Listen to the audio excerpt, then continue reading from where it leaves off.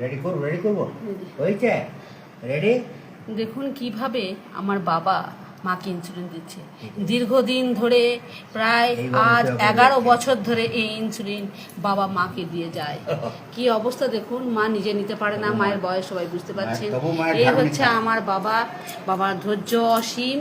একইভাবে এইভাবে ইঞ্জেকশন প্রত্যেক দিন দুপুরে একবার, রাতে একবার খাওয়ার আগে দিতে হয়। এই হচ্ছে সেই ইনসুলিন, দেখুন এই ইনসুলিন দিতে হয়। এই হচ্ছে সেই ইনসুলিন, আর এই হচ্ছে সিরিঞ্জ। এই সিরিঞ্জে করে প্রত্যেক দিন এভরিডে বাবা মাকে প্রতিনিয়ত দিয়ে যায় ইঞ্জেকশন চলবে। মা যতদিন বাঁচবে সেভাবে মা তো নিতে পারে না, মা স্বাভাবিকভাবে পারেই না এইসব কাজ করতে। সমস্ত এই মানুষটার আজকে অসীম ধৈর্য, এই ধৈর্য নিয়ে আজকে একইভাবে প্রায় 11 থেকে 12 বছর এই ইঞ্জেকশন দিয়ে যাচ্ছে। আমার মায়ের অবস্থা সবাই দেখে বুঝতে পারছেন, ব্রেন স্ট্রোকের পেশেন্ট। সেই মানুষকে কিভাবে এই দুজনের মধ্যে কি ভালোবাসা, কি বন্ডিং বুঝতে পারবেন না। একইভাবে ওইভাবে টানছে।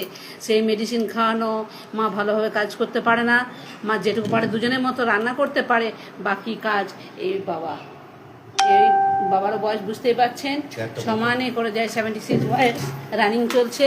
আর এই হচ্ছে আমার মা। দুজনের মধ্যে এই যে ভালোবাসা আপনারা কেউ ভাবতে পারবেন না। একইভাবে দুজনকে ছেড়ে থাকতে পারে না। আমাদের সব বোনদের বিয়ে হয়ে গেছে, আমরা হচ্ছে 4 বোন, আমাদের 4 বোনের বিয়ে হয়ে গেছে।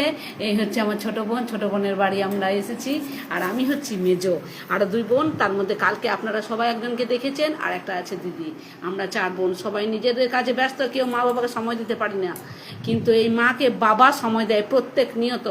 একইভাবে ইঞ্জেকশন দিয়ে যায়, প্রতিদিন দুপুরে একবার, রাতে একবার মেডিসিন চলে। বাবা ভুলে যায়, মা ভুলে যায় খেতে, বাবা মনে পড়িয়ে দেয় মাকে ইঞ্জেকশন দেওয়ার কথা। আর এই হচ্ছে আমার ছেলে, এই বোনদের ছেলেগুলো সবাই চেনে। এই রিয়ান মাকে ধরে দেয়। আচ্ছা, ইঞ্জেকশন দেওয়াটা আর একবার দেখাবো।